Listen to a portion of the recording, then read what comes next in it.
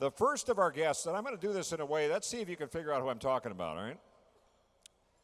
First up, he served as lead flight director for 3 lunar landing missions, Apollo 12, 15, and 17.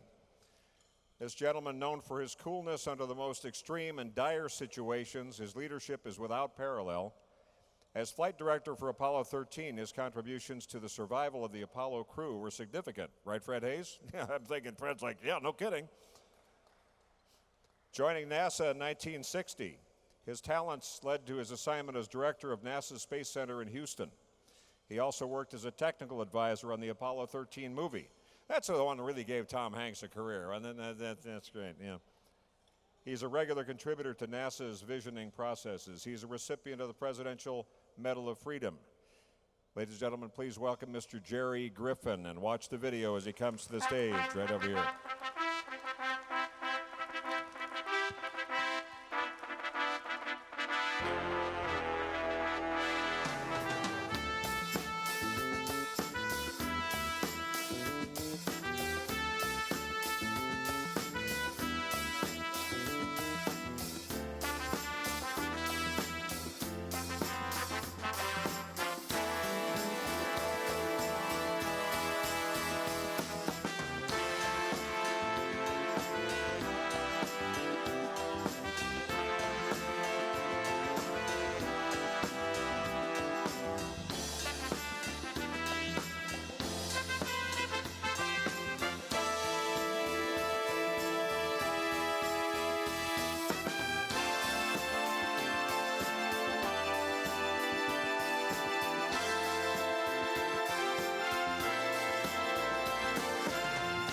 Why, that's Gerry Griffin right here, sitting on the comfy couch.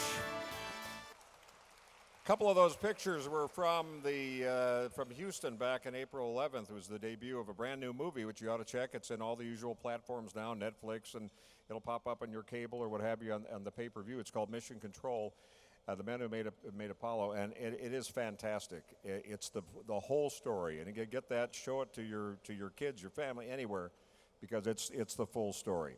All right, next up, and because we rented a lot of furniture for tonight, we might as well fill it with more living icons. I'm glad you came up to sit here. I got tired of standing and watching everybody. I'm giving Worden more time to eat. Don't forget to chew your food, Al, very carefully. Yeah, that would Kid Rick would go nuts if you brought food up here. All right. Our next guest, former Marine Corps aviator, selected by NASA in 1963, flying on the critical 1968 Apollo 7 mission, the first manned spaceflight following the tragic fire and loss of the Apollo 1 crew during training. That was 50 years ago this past January, by the way, when that happened. Participating in significant spacecraft redesigns, this gentleman's skills were a key to Apollo 7's success, a necessary success required to restore a grieving nation's confidence in the Apollo program, because a lot of people said at the time that might have been the death of the space program, and it was many, many months before we got back in gear with Apollo 7 after Apollo 1. Then there was the next Apollo mission, Apollo 8, that achieved moon orbit. That was a big, risky mission to beat the Russians, Christmas 1968, less than a year later. You think about just every one of these steps. This guest proved himself a superb pilot, a creative engineer. He also teamed in the preliminary design work on the Skylab space station before leaving NASA in 1971. He is the author of the highly regarded astronaut memoir, The All-American Boys. Please welcome Walter Cunningham right over here.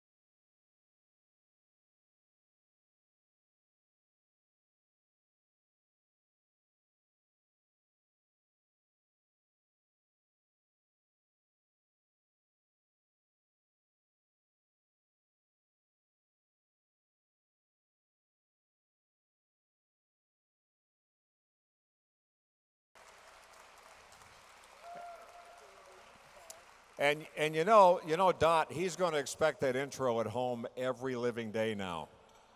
Just so you know. Hello, Walter. Nice to have you here. Sit back, get comfy on the comfy couch. Let's see if you guys can guess who's up next.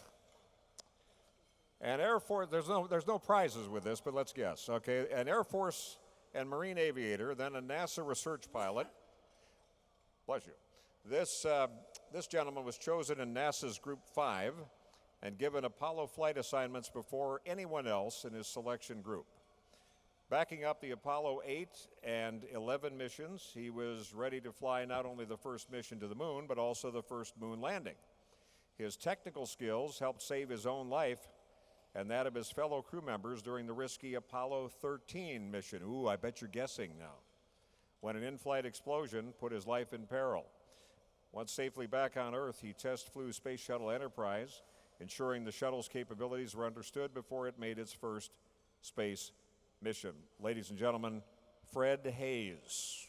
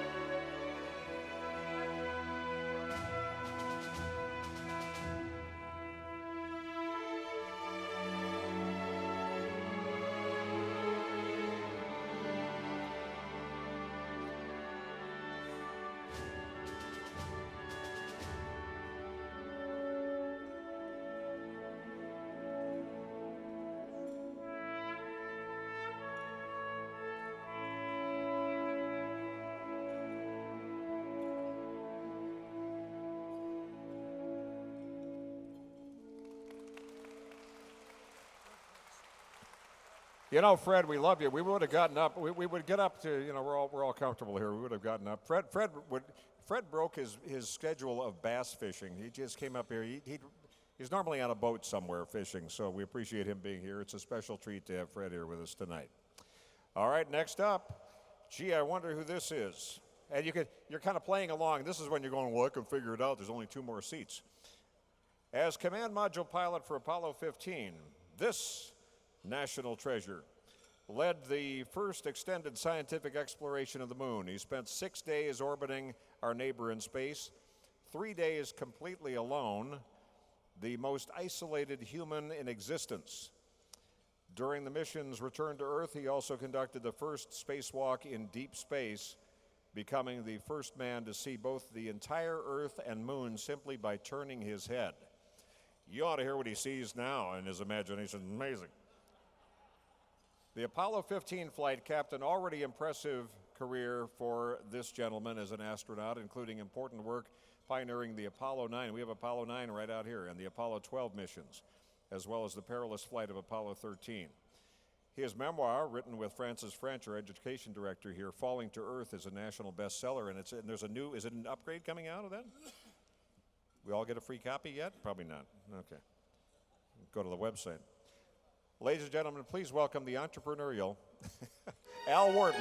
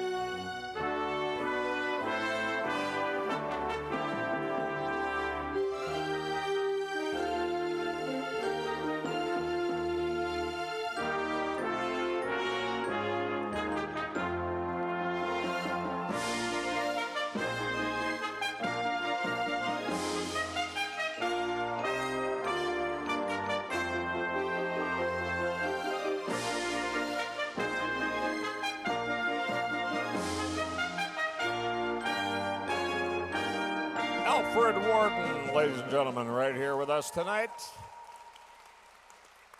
Everybody looks fantastic. You want is that enough applause for you? All right. Last up, Well, since it's an Apollo 16 anniversary night, the guy who, I mean, all these guys are backup crew members and a lot of different, they're all intertwined in these various missions, but the lunar module pilot from Apollo 16, people often say he was the youngest man to walk on the moon. He's still the youngest man to walk on the moon. That, at 80, and his mission, Apollo 16, was America's 5th manned lunar landing. He was lunar module pilot. They went the first time to the desolate lunar highlands using a lunar rover. They spent almost 3 days exploring the region, making geological discoveries, which completely revised scientific thinking about the highlands. 3 years earlier, this gentleman served as Capcom, the capsule commander, the communicator in the Mission Control Center as Neil Armstrong piloted his Apollo 11 lunar module to the first lunar landing.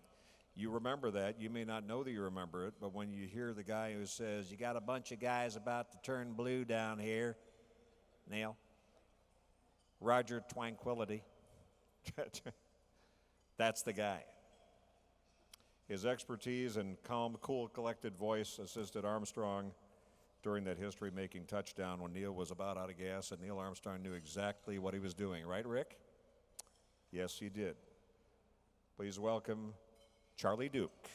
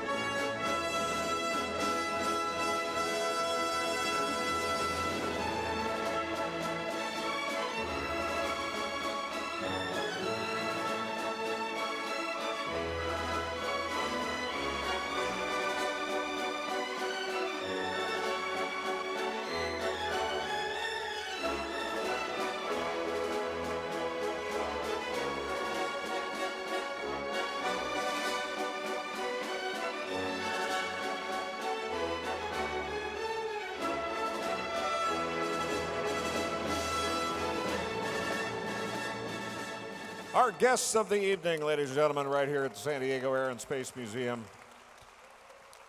I always like to say this at every event. There will never be another event like this one right now. There never is. It's always different. The crowd's different. Some of you come often. Some of you are here maybe for the first time. It's always an interesting mix. If you come to some of these other events, there's always a revelation or two. There's a story. Last time we did one of these, Al Worden got into some stuff that was just, I don't even know if we can talk about it now. I think there's some legal, we can't bring it up again. If people were here, they know. So this will be one of those nights where you can go and you tell your friends, you say, "This is really cool, I got to be there," and you won't believe what happened. But you know, so you're now connected in kind of the historical DNA. Now what we're going to do here, because we are a TV and an online kind of generation here, and everybody, you're probably tweeting right now, or you're on YouTube, or you're wondering if all this is being live streamed on Facebook. But what we're doing is giving you these little video snippets to set up some of the questions, and then we'll get into conversations. And none of this, I know this is a shock to you, none of this from these guys is scripted. And yeah, you'll figure that out in about a nanosecond there. So first up, and I got a question for Walt Cunningham, but I want to use this as a little warm-up here. So watch this quick clip. Coming up on the 10-second mark. 10, 9, 8, 7, 6, 5, 4, 3, 2. We have ignition. Commit liftoff. We have liftoff. This is launch control. We have the tower. Tower clear. 12 seconds out. The roll program has commenced.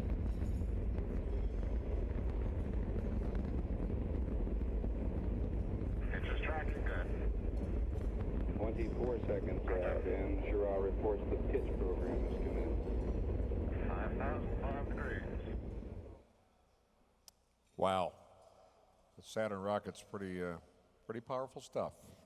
So you picture that Apollo command module out there stacked on top of all that liquid fuel. So Walt, as one of the the three astronauts there with, the Group 3 astronauts in particular, you were one of the first chosen to add a significant science background. You brought your engineering background to the mix as well as your piloting skills. Did you get a sense that NASA was already changing and kind of morphing into something new when you came on board? What was the mood like in 1963? That is a good question. I've never been asked before, but first I'd like to say how nice it is to be here one more year. I've been here several times. Wonderful museum, and the crowds are always just absolutely wonderful. Thank you very much.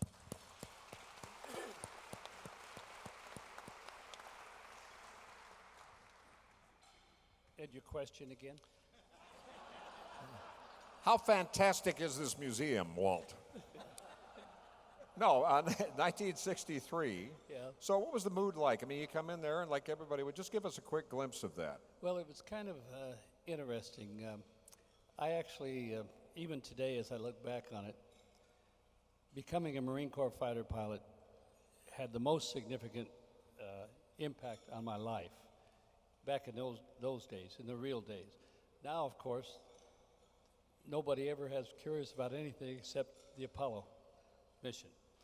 And back at the time we were flying those missions, it didn't seem like all that unique as it does today. We were there to do a job. Flying higher, farther, faster was always our objective, regardless of what it was.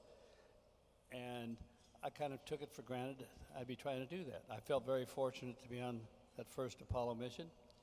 Only in the last 10 or 15 years, I can tell you, do I realize how fortunate I was to have shared a very historical time in life and to have such friends as you see right here.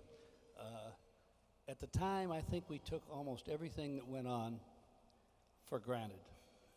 I mean, we put everything we had into it. Well, we felt like we could accomplish anything we set our minds to, and it's one of the things that I wish our society was still doing today. So that gets into the kind of the difference between then and now. I mean, there's so much technology going on in so many areas, but you go back to 1968, October of 68, you, Wally Schirra, and Don Isley were there on that first manned Apollo flight, and this is several months after Apollo 1 fire, as we mentioned, January 27th, 67, that killed Grissom and Chaffee and Ed White, the first American to walk in space. So it's hard to imagine, I mean, with the engineering, because I know, knowing you, and didn't know Isley, but knowing Wally Schirra really well, and he lived here in San Diego many years and was a big part of this museum, but I know the stories you've told and that I heard from Wally as well about just the meticulous, I mean, you guys weren't going to go, okay, we'll get on, 300 some feet liquid fuel built by the lowest bidder and it'll all be fine, because it wasn't fine, because it was a hurry up kind of thing. There were a lot of warning signs, but as they were go, there's the devastating fire. So give us a glimpse of that when you're going, man, we're going to check every iota of this. You talking about the fire? Yeah, I mean, but moving up toward Apollo 7, because that engineering that went on to fix it. Well, there was a change in attitude following the Apollo 1 fire. But at the same time, as I look back on it, and as you've probably read my book, and you see I've covered some of this in there, but as I see it, one of the major differences was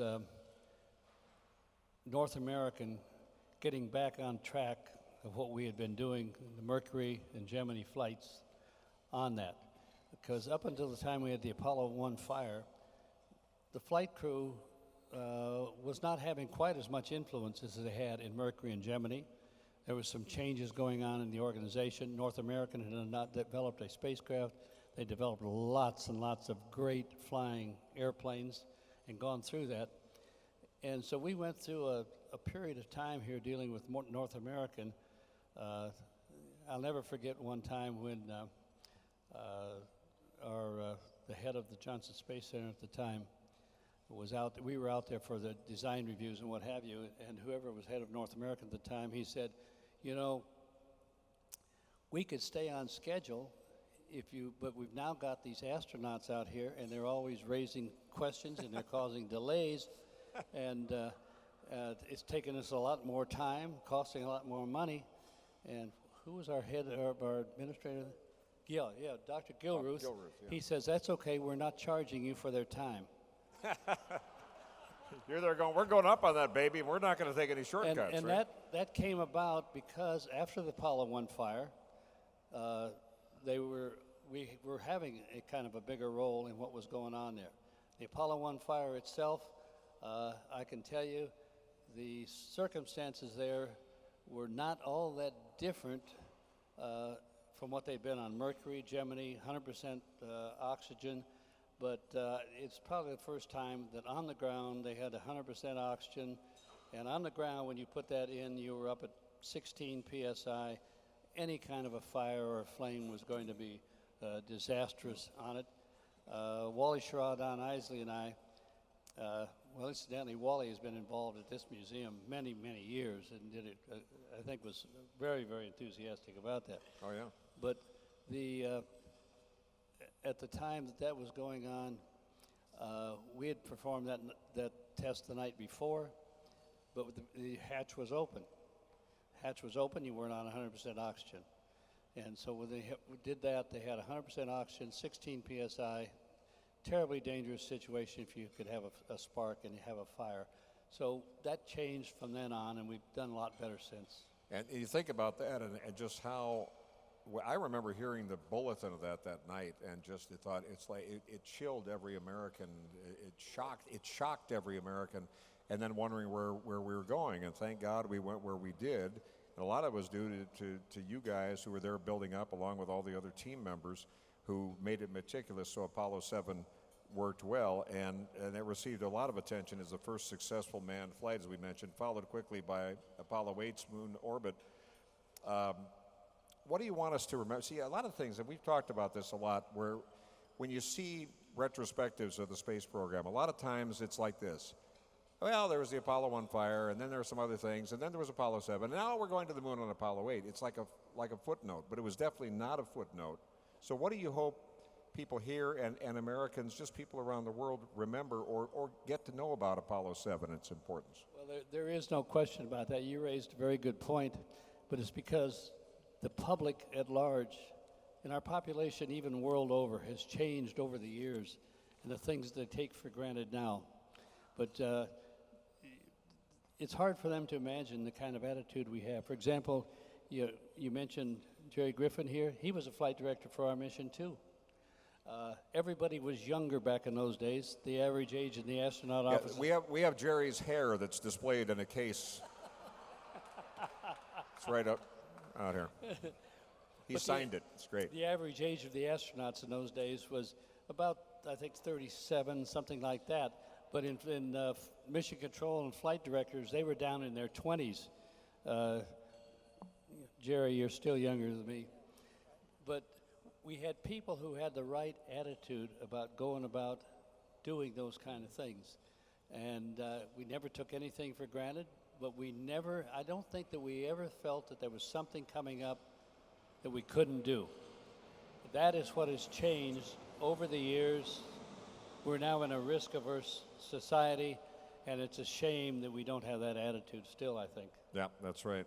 So help spread the word on that. That's a very important mission. Okay, next up, I want to go to the young whippersnapper on the panel here. Got a question for Charlie Duke. First, this iconic, and it really is, I mean, all this is iconic, to use an overused word, but watch this, Apollo 11, the landing of Apollo 11, and Charlie Duke's Capcom, and a young whippersnapper even then. Watch this. Contact light. We copy you down, Eagle. Griffin, Tranquility Base here. The Eagle has landed.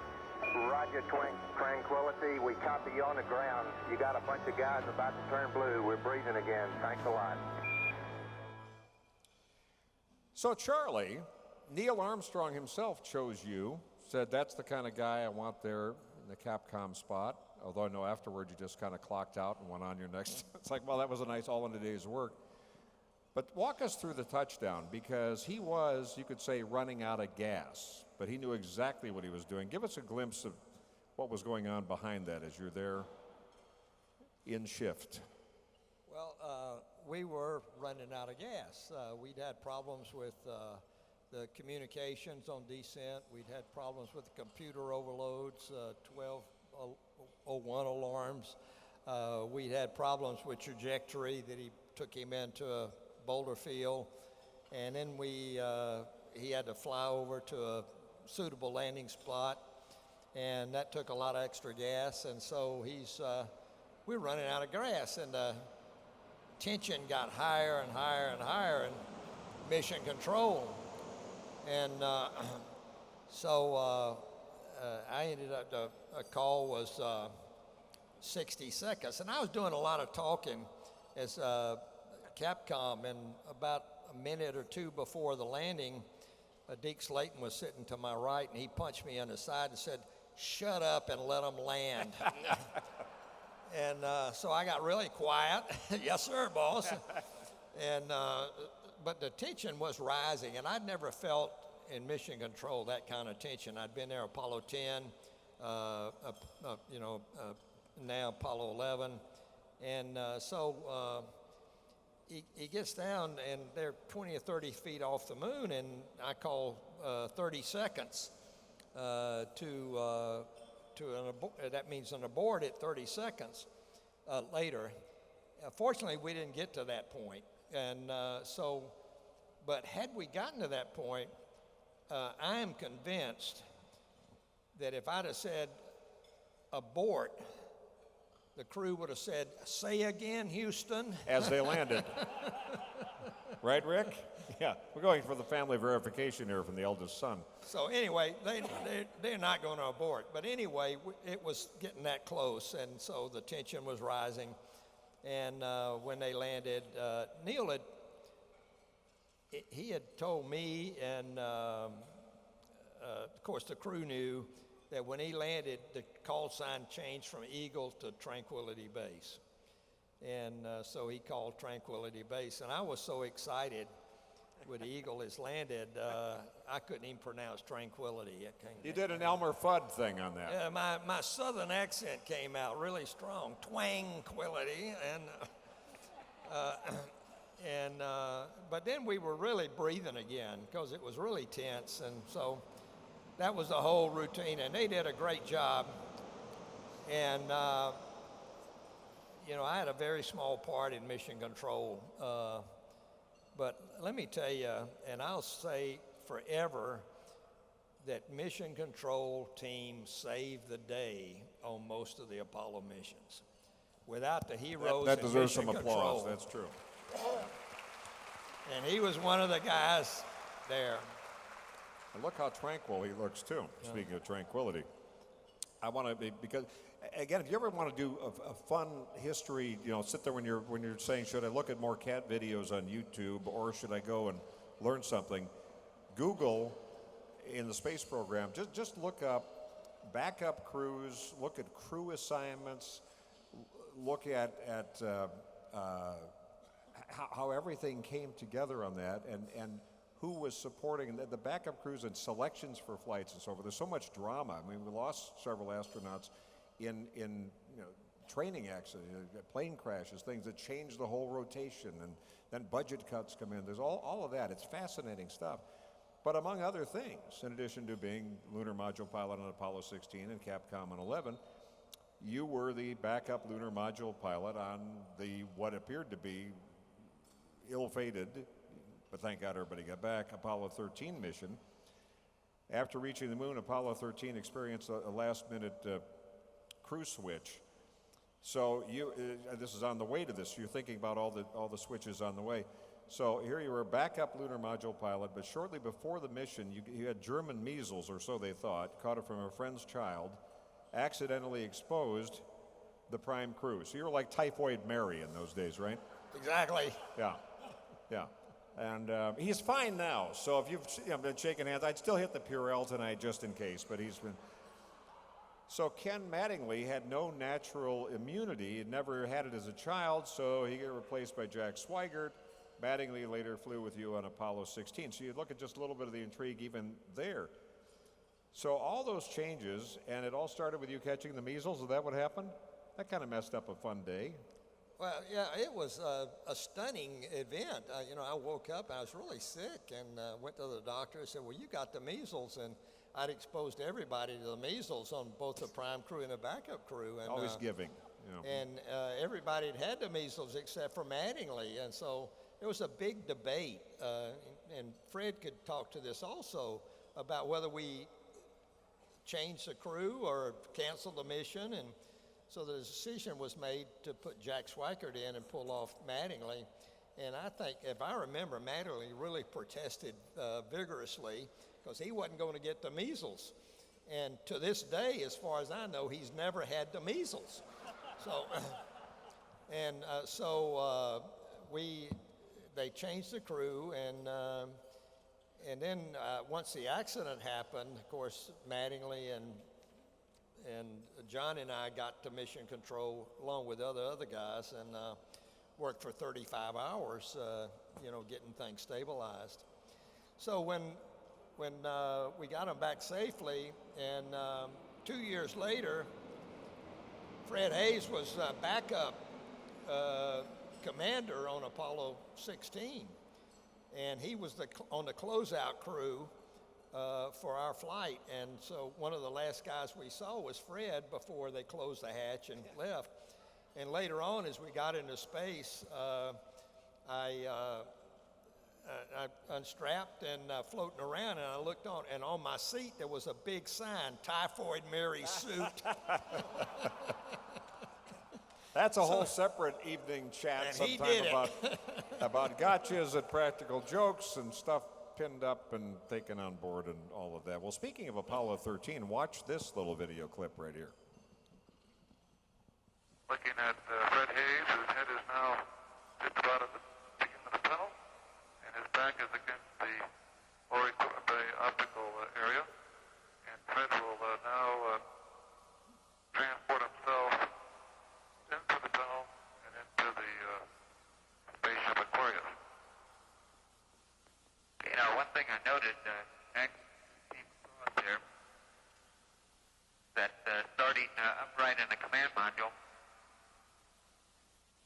and heading down in Aquarius, there's a little bit of an orientation change that once the water tank is still pretty unusual. I myself now standing with my head on the floor when I get down at the limb.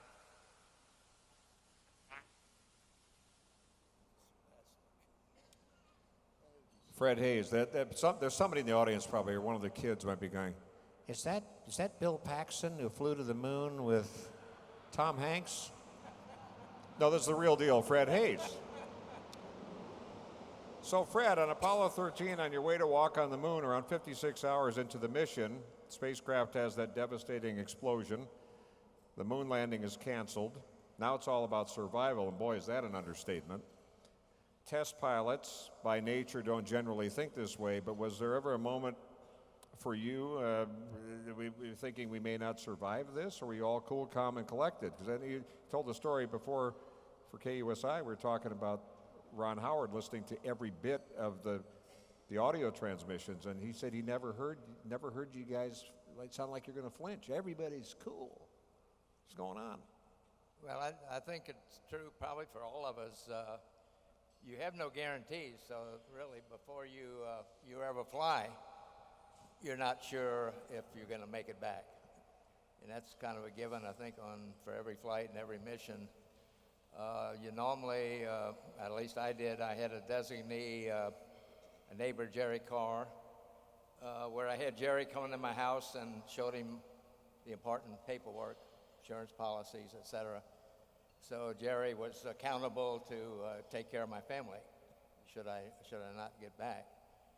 So, but as far as you're talking about during the flight, I guess I went through in mission control with us, early confusion state for probably 20 minutes, something like that, to really get on the same track that we were dealing with something very real and something that was really going to be hard to take care of. But no, after that period, I was suffering more from disappointment, frankly. because I knew we had lost the landing mission. I felt comfortable after we did the first maneuver to go around the moon.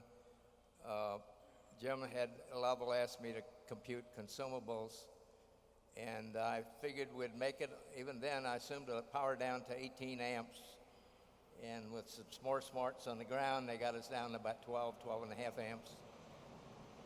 That I made it back with, I figured the batteries even there to the longer return, because that was 150-something hours. That would have been that flight. And the one thing I forgot, the water, incidentally, we ran out about 5 hours. But on Apollo 11, Neil or Buzz, I'm not sure which, were asked to turn off the water valve, and we watched LEM 5 die in lunar orbit. And the first system, critical system, failed at about 8 hours. So there was always some margin maybe on the water. The one thing I dumbly didn't ever think about was the lithium cartridges, which is really the shortest commodity of all. So anyway, I felt with that lack of forethought, I felt pretty good that at least the LEM would get us back to a point to try to make an entry. Wow. And of course, that test pilot mindset, it's like, hey, it's all in a day's work, right? Or so we're told by test pilots.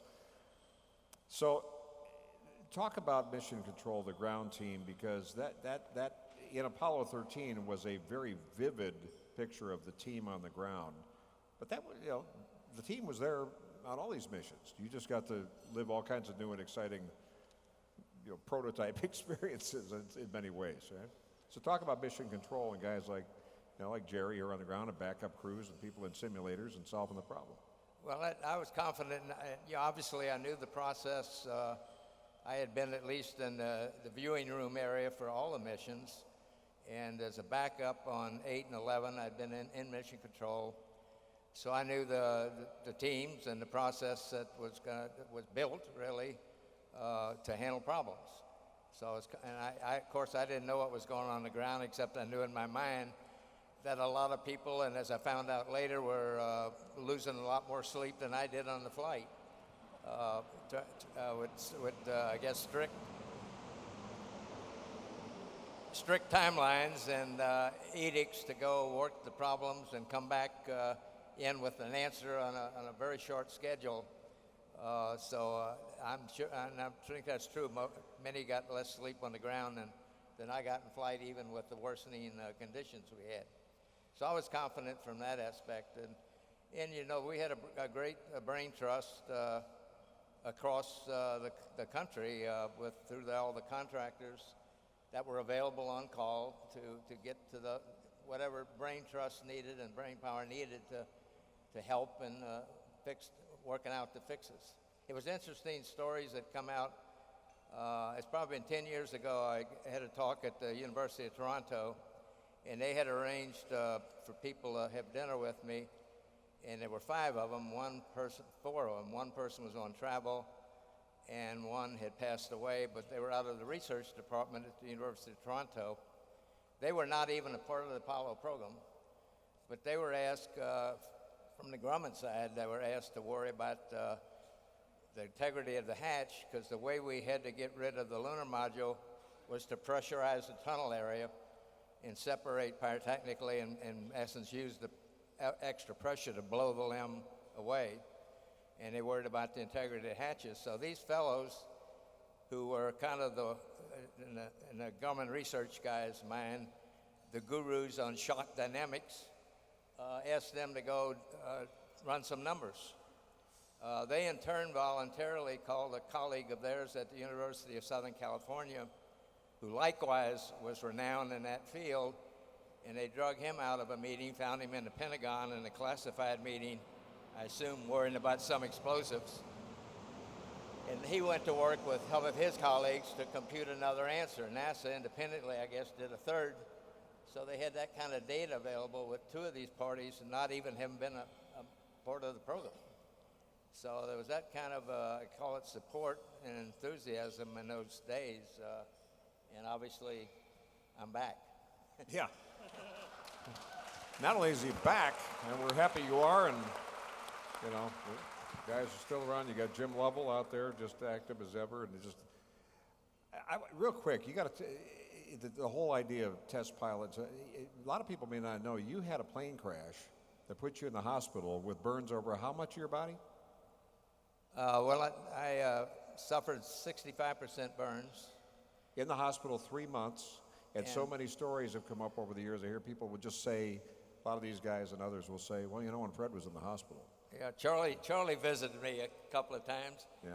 And right after I'd been grafted, where they took a lot of skin off the chest, Charlie said I look like an armadillo.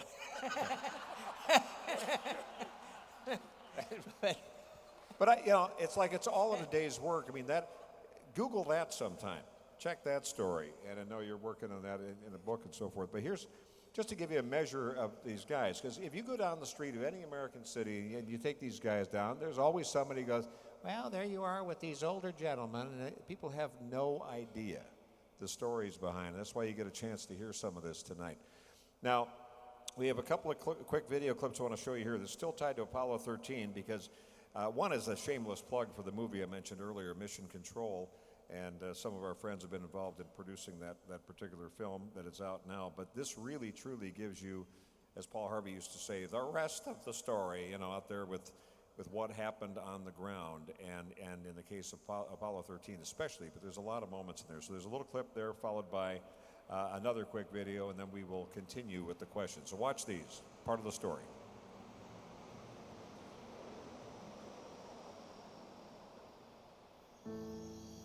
I used to sit outside at night and I'd gaze at the moon.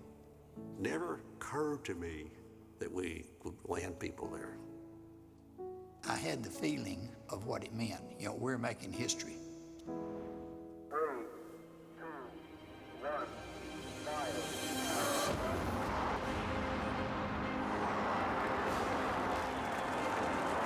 We were born for this day.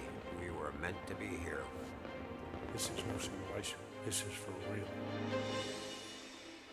That view is tremendous. I can remember that as if it was a second ago. I cannot think of any place I'd rather be than to be here in Mission Control. It finally dawned on us. We just landed on the moon. Houston, we've had a problem. Okay. Stand by, they got a problem. Everybody keep cool. Let's solve the problem, but let's not make it any worse by guessing. I couldn't have been more wrong. It was chaos. You're not going to fix this one. We were in serious, serious trouble. There was only one thing for 48 hours to get those guys home. I'm not ashamed to admit I almost cried. It was more than a country boy would ever see. We came into this room as a team, and we will leave as a team. I think it's amazing that out of nothing, they built this great institution. We wouldn't be here today without the achievements that those folks made and the strides that they took.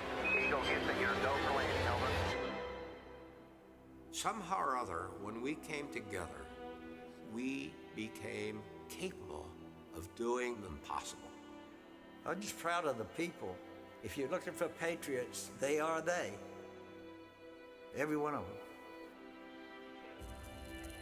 Here, men from the planet Earth. First set foot upon the moon. Houston, we've had a problem. Okay. Stand by, they got a problem. Everybody keep cool. Let's solve the problem, but let's not make it any worse by guessing. I couldn't have been more wrong. It was chaos. You're not going to fix this one. We were in serious, serious trouble. There was only one thing for 48 hours to get those guys home. That's a little bit of Apollo 13 that we've touched on a few times here tonight. But Gerry Griffin, before we get into Apollo 13, before that, after 11, Apollo 12 seemed like a good idea. Hey, let's launch it into a thunderstorm. The lightning strike. I mean, you talk about the whole world's watching. It's like America goes up there, you get the thing done. Apollo 11, yay team, the whole world rejoices. The next act, Apollo 12, a lightning strike. and the reactions to it on the ground. Give us a glimpse of some of that as well. And then as one of the nation's elite flight director team members, give us your cut on the ground with that. And again, everything is different major parts of the story, each mission, taking us to Apollo 13 as well. So what actions were occurring to provide crew support in those scenarios? Well, to put it all in perspective, the thing that prepared us really well on the ground and with the crew was we had hours and hours of simulation. Same thing over and over. We had problems thrown at us in the simulators, and we spent hours at it. Apollo 12, when the lightning hit, I think all of that training kind of kicked in at once. It was my first time as a launch flight director. I was the lead flight director for Apollo 12, and I remember thinking to myself, I may have to be the first guy to call an abort. And that took about a nanosecond because the trajectory was still right. And we worked through it. I think the thing I would take away from Apollo 12 that sticks with me today, that a little bit what Walt was talking about, I hope we can get back to it. My boss was Chris Kraft. I remember he walked down to me. In fact, there was a picture here earlier. He walked down to me and he said, "Young man," he called all of us young men. He said, "Young man, we don't have to go to the moon today." And what he was telling me was, it's your call. If you want to call it off, fine. If you want to go on, it's your call. We decided to go on to the moon, and turned out that was the cleanest flight after that we had. There's a great segment of that movie where all of that training, the simulations, because one guy happened to remember when all the power goes out, it's like, what do we do now to the lightning strike, right? Yeah, that was John Aaron. John was about 24 or 25 years old at the time, a graduate of Southeastern Oklahoma State, I think, something like that. Majored in physics, and the guy was brilliant. He had a lot to do with getting Fred and the rest of the Apollo 13 crew home, but he made that call that day and pulled our fat out of the fire. It's about switching to auxiliary, right? SCE to auxiliary, Yeah. Signal Conditioning Equipment to auxiliary, which got our data back. Yeah, because of that vigorous training, and one guy, he's just, boom, John Aaron. The interesting thing about that, he had watched a test on his own time that was actually going on at the Cape. He came into the control center one night and was just watching, and they had a similar situation where they lost data at the Cape. And he remembered that the guys at the Cape said, well, just go, the signal conditioning equipment failed. Go to the auxiliary side and it will work. And they did, and they restored the data. Yeah. He remembered that from that test. And it's great when he calls it out in the real time. You see the actual video. video. And it was just cool as heck. He said, and the response was like, excuse me, what? It's like, what are you talking about? It's a switch we never moved in a simulation. Like, and he said SCE to aux, and I said, what? Yeah. He said SCE to aux, so I told Gerry Carr, the Capcom, SCE to aux, and Gerry said, what? And then he called up to the crew, SCE to aux, and Pete Conrad said, what the hell is that? And all this is going on like that quickly. So it was funny. And Chris Kraft still calls you guys, young men. Oh, yeah. Because he's 90, what is he, 94? 93. 93, yeah. And still feisty as ever. He sure is. Talk a little bit more about Chris Kraft's Rangers, the team you remember of, and how cool it was to interact with virtually all the missions, because, you're all part of this fabric of history in a lot of different roles that most of you, I don't know about Al, we'll get to Al. Al's down here going, do I get to make a comment? You do. But a little bit about, under Chris. Chris epitomizes the clip we saw with John Kennedy, bold leadership. And we had it in Apollo. It came from the top down, that we didn't try to do each other's job. They trusted us down at the lower level, and we trusted them going up. And Chris was the epitome of that. Just like that Apollo 12 call, he could have made that call himself. He could have said, Gerry, I don't think we ought to go to the moon today. Or he could have said, let's go. But he didn't. He put it on the flight director, which he would have done when he was the flight director. So that bold leadership that we had, and that's why we were able to do what we did. And we had a public that supported us, and a Congress that did. Caught the vision, and I want to think we could do that again. I sometimes wonder, after an Apollo 1 event, we saw this a little bit after Shuttle, after a couple of disasters. There were times and different increasing voices going, well, maybe too risky, whatever. There's going to be more of that in terms of, is it worth the risk, and all those debates. History tends to recycle and repeat. Okay, Al, you ready? You brought some extra food up here, ready to go? I'm asleep now, Mark. Watch this clip. We're going chronologically here. You just put me to sleep. That's good. It was a scintillating discussion. Thank you. Watch this. It involves you, Al. That's excellent. Should have a picture of a man in space. Very good. Okay. You ready, Jim? I'll work my way down. Okay, I'm reading 4.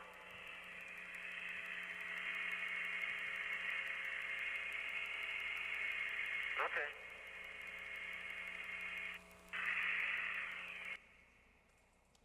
So there you are, just doing your thing, isolated 3 days. You get on Apollo 15, you have Dave Scott, Jim Irwin down on the surface. Most isolated human being. That's why we wanted to wait to get you a question, make you feel isolated for just a while tonight, recapture that. Most people think I should still be there. and a deep space EVA, extravehicular activity on the way home. You talked about the fact you prefer the job you had rather than walking on the moon itself. So talk about that. Talk about your experiences, because often the unsung heroes, if you will, even though you guys wouldn't call yourselves heroes, but we do, are people like Mike Collins or like you. You're, a couple of guys on the moon, you're up there running the show, you're the ride home, everything's got to work perfectly. There's always something new, so give us a glimpse of that. Well, I have to tell you, my attitude about that is, my crew is all Air Force. Dave and Jim and I were all Air Force guys. But Dave and Jim went down and got on the surface. And they got in their little Jeep and they drove around. And they didn't act like Air Force officers at all. And I had to keep reminding them they were that they were Air Force guys, that the only Air Force guy on the flight was me, because I was still flying, okay? So you have to take all that kind of with a grain of salt. The other thing is that, as you know, I talk about this, but I was cooped up with those guys for 4.5 days in a vehicle about the size of a Volkswagen Beetle, right? Yeah. I defy anybody to still be friends with 2 other people after 4.5 days in a Volkswagen Beetle. Very difficult, right? You have to be quite cool. So it was with great pleasure that I saw them go somewhere else for a while. So people say, you didn't exactly air out the joint while the guys were down there. It gets a little ripe, doesn't it? Ripe? Yeah, a little ripe. What do you mean by that? You know what I mean by that. I think it's ripe. Nothing gets bad up there. Oh no, everything. I smelled better when I came back than I did before I left. We had a very, very good air conditioning system. Sure. Okay. We'll ask the Navy SEALs when they opened up the... What's your next one, Mark? Just giving a little Trying bit. to get me off track. No. But think about this. Think about the size. Look at Apollo 9 out here, and they would have the service module and of course, the LEM, the lunar module there. But that is not exact. You picture, just imagine yourself in there for that amount of time on a nice 240,000 or so mile ride to the moon. Talk about your EVA. Talk about that. EVA. Okay. Talk about the EVA. We had 2 large cameras in the surface module, which we carried for the first time. One was a high-resolution camera, which was kind of an interesting camera because it was the one that was designed for the old U2 program back in the 50s. But it was a film-type camera, okay? We had 1,100 feet of 11-inch film, about 90 pounds worth of film. Took very high-resolution pictures of the surface of the moon from orbit. Got some pretty good pictures of things down to 4 feet from 60 miles away. So it was a good camera. The other camera was a mapping camera, which had associated with it a laser altimeter that recorded the altitude that the picture was taken over that spot on the lunar surface. Both these cameras were in the service module, which is 30 feet back from the hatch. And what I had to do is go back out and recover these canisters to bring them in so we could get them back through the atmosphere. So that was the purpose of the spacewalk or extravehicular activity. Interesting thing about it is, and I've maintained for 45 years now, this simple fact. Dave and Jim had all the cameras down on the surface. Right. They had the Hasselblads. They had the Mars sequence camera. They had the TV camera. They had all that down on the surface. And they took roughly 7,000 pictures of each other and the surface around the lunar module down on the surface. Now, I'm sitting in lunar orbit by myself. I don't do selfies, right? In fact, I don't think we even knew what selfies were back then. So, but I'm there, and I don't take pictures of myself, right? So I'm thinking, okay, I'm going to do my spacewalk, and that's going to be my reward. I'm going to get lots and lots of pictures. You saw the pictures. I mean, that was the TV camera picture that you showed here a minute ago, right? Yeah. But the photographs they got of me only show my ass going out the hatch. Yeah. And let me just say this on behalf of all Americans. It's one of your finest views. You know, some people might think that's my best side, right? Oh, it is, Al. Okay.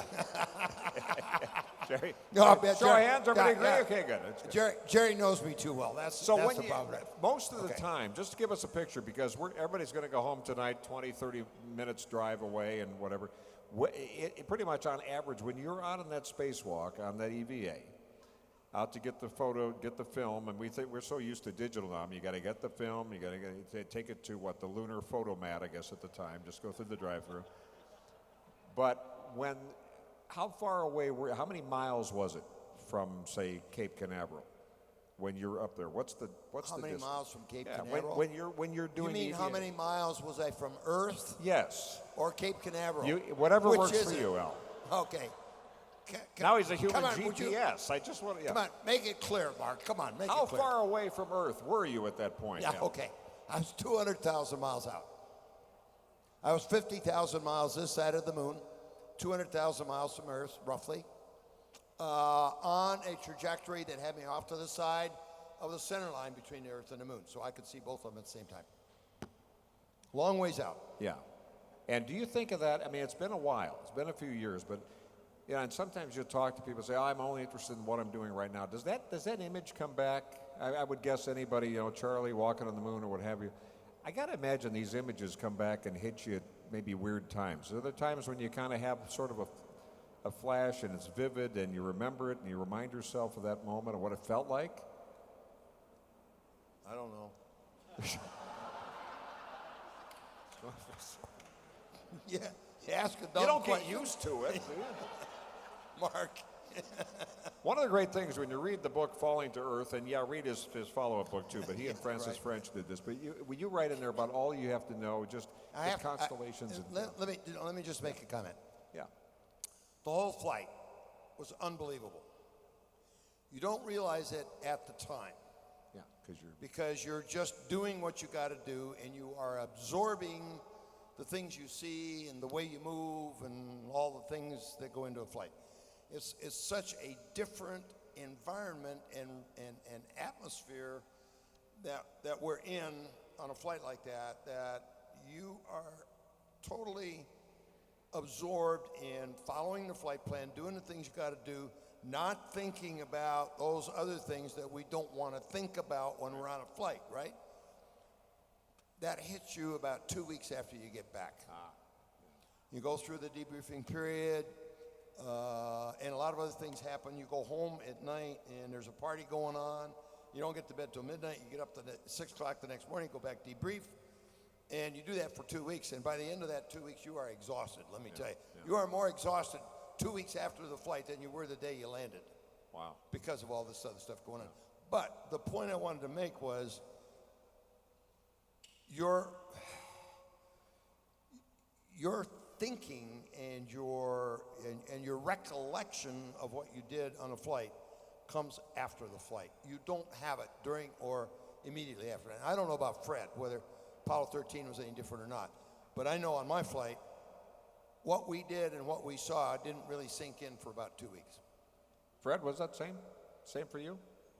Because you're all kind of wired. You're into mission. It's what you do. He was a little more involved with some pretty serious stuff than I was, though. No, I obviously knew what was going on, and that at the time, like I said, I had still left over after I got back. Just the thought that we had really not accomplished what we set out to do, and in fact, during the flight, Jim made a comment about it. It'd be a long time before somebody comes back again. I frankly worried that we were really the first flight that had not accomplished what it set out to do, and I was afraid I wouldn't want on my tombstone that I was a cause of the cancellation of the Apollo program. So that was a lot of that was on my mind at the time. And interestingly, that is the mission right now that so many generationally, more younger Americans know. They know that story. They know of Apollo 11.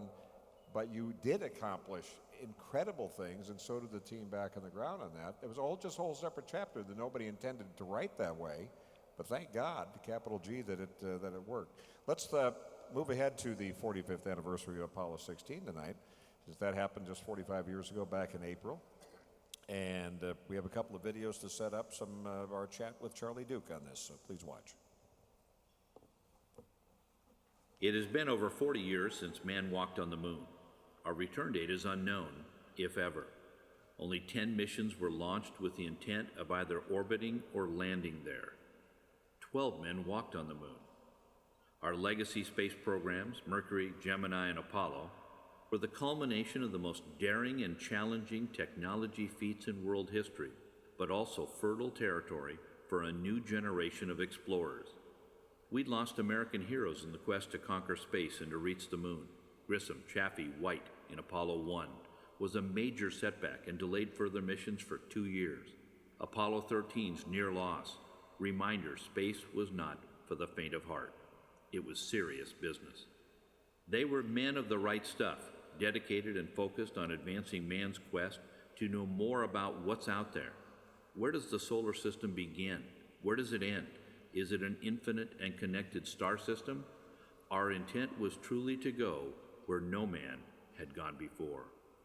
They were the next in line back in 1972. They were the next Marco Polos, Apollo 16, John Young, Charlie Duke, and Ken Mattingly. Apollo 16, commanded by John, the space veteran of the team, 2 Gemini missions, and Apollo 10, was the first to land in the desolate lunar highlands. Launched April 16, 1972, the 11-day mission pushed human space exploration to a much higher level, and it was just 4 days later the docked command and service module and lunar module slipped into moon orbit. On the 5th day, the 2 spaceships undocked. Ken Mattingly remained in Casper, the command service module, as John and Charlie, who was piloting the LEM Orion, prepared to descend to the moon. However, they experienced a malfunction with the backup system to Orion's engine, and since this was the engine which returned the crew to Earth, its operation was required. Hours passed as mission control engineers back on Earth studied the mission-critical situation. they eventually decided there was a workaround solution. Young and Duke were a go. Next stop, the moon, April 21st, 1972. The next morning, after Charlie's dead-on landing, John and he stepped onto the Highland Plains, unpacked the lunar rover, planted the Stars and Stripes, and began setting up an ultraviolet telescope and other scientific experiments. This mission was intended to be busy, providing even more data, especially focusing on the intricate geological exploration planned by Harrison Schmitt, himself destined to be the first non-test pilot astronaut to walk on the moon in Apollo 17. No one knew at the time this was our next to last mission to the lunar surface. The lunar rover was essential for exploring nearby craters, gathering geological samples. Almost right away, scientists back on Earth revised their theories about the moon. They were expecting the region to be littered with ancient volcanic material, surprised when Young and Duke found just the opposite. Mattingly, 3 days in orbit while his buddies were away, focused on mapping the moon regions he orbited over to provide additional and valuable information regarding the moon's surface. Launched from the moon and rendezvous complete on the return flight back to Earth, Ken Mattingly performed a deep space extravehicular activity, floating down the side of the spacecraft to recover film canisters and complete a scientific experiment. Anytime an astronaut left the confines of their space vehicle, especially in deep space, success was mandatory. April 27, 1972, the command module splashed down in the South Pacific. Mission complete.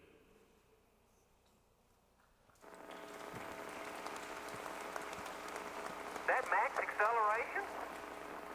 Oh. Man, you are really bouncing. Is he on the ground at all? That's 10 kilometers. Huh?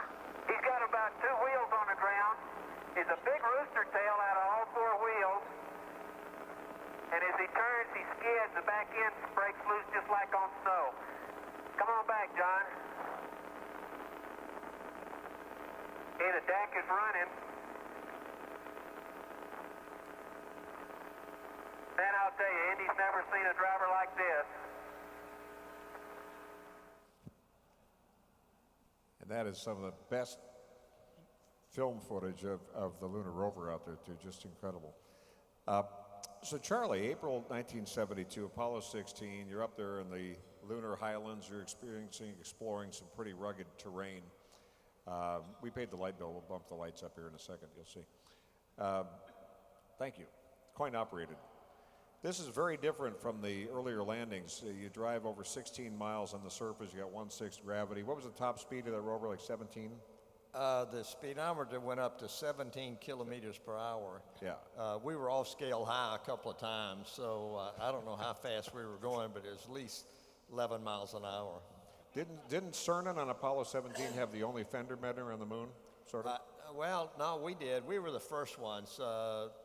I don't remember whether it was John or I that ripped off the rear fender. Oh, yeah, okay, yeah, the first one. Yeah, and then, which we didn't think is any big deal until the moon dust starts raining down on top of us. And so when it happened on Apollo 17, we said, fix that thing because they're going to get filthy. And what do they use, the elaborate way to fix it?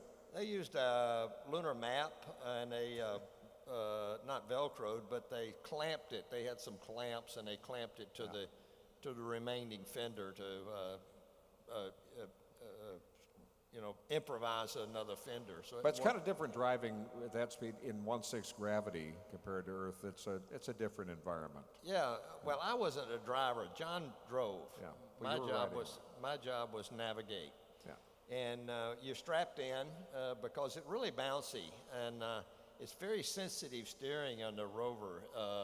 And he moves a little bit, and it starts fishtailing, and we spin out once or twice, and but it never felt like it was going to roll over on you. It was always stable as far as roll goes, but the fishtailing was pretty pronounced. And I remember we were real close together, and I was sitting on the right side, and and I'd turn to take a picture, and I'd hit his elbow, which was his driving elbow, and off we'd go in a different direction. And finally he says, "Stop hitting my arm, Charlie." and you know, well, I'm sorry, I didn't realize I was doing that. So anyway, yeah, you were and you were a youngster then, of course. How old were you? Just for people when they saw that boyish guy in Mission Control, and just on the timeline here, because it's phenomenal. Well, let's see, Apollo, that's 69. I was 30, almost 34, 33. Yeah. And then I was 36 when I went to the moon. This youngest man on the moon is just some fact that's, I don't make a big deal of it. I was only 4 months younger than Jack Schmitt on Apollo 17. That's all right. It still works. You can well, work that. Yeah, it still does. I'm still until the we youngest. go back again, or somebody goes back, he is still the youngest man to walk on the moon and do all those great scientific experiments as well. So when you're miles away from the lunar module, which has to work to get you back to rendezvous with the command service module, it had some engine issues. You're aware of the fragility of your situation. Are you aware of that when that's going on? Because you're getting a lot of updates, a lot of variables in this as well, and you don't want to get off course, whether that's in the rover or what have you. Everything has to work right, and every mission has different fresh issues in many respects, and certainly new objectives and new science to work on. So you got to get all things right to get back 250,000 miles in the lunar rover, and then lunar module, and then the command module, and that's your ride home. And well, it's kind of funny listening to some of these people now who in the private sector are ambitiously saying, "Oh yeah, we're going to go up there in a couple of years. You know, it's going to be, well, maybe." Maybe. It'd be great if they pull it off. It's fantastic, I think.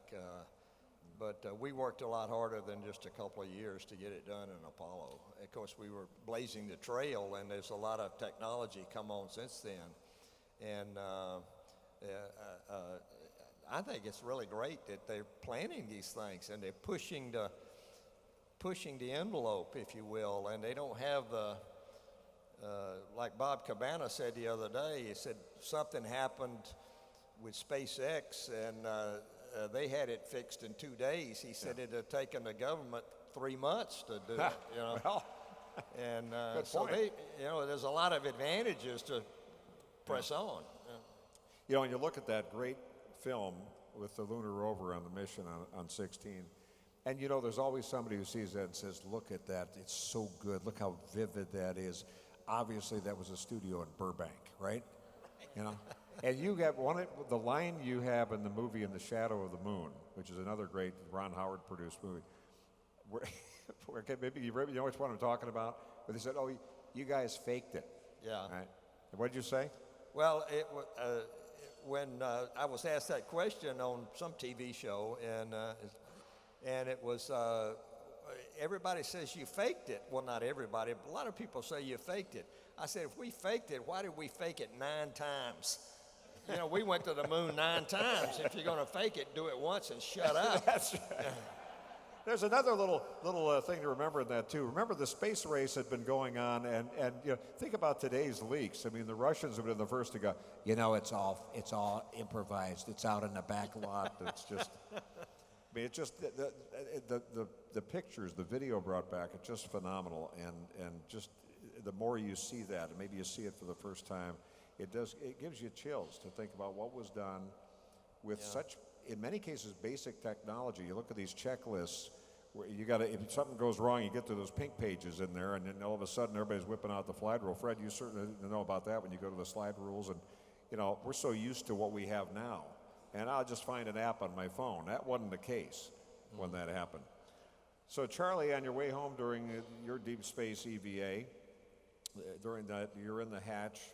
Many heard you talk about looking around and seeing a sliver of Earth looking like a new moon to one side, and almost new moon over your shoulder, and feeling like kind of an audience member in the back row of a play, kind of insignificant in the great scheme of things. You know, Cernan always called that standing on the moon. He'd say, "I'm on God's front porch."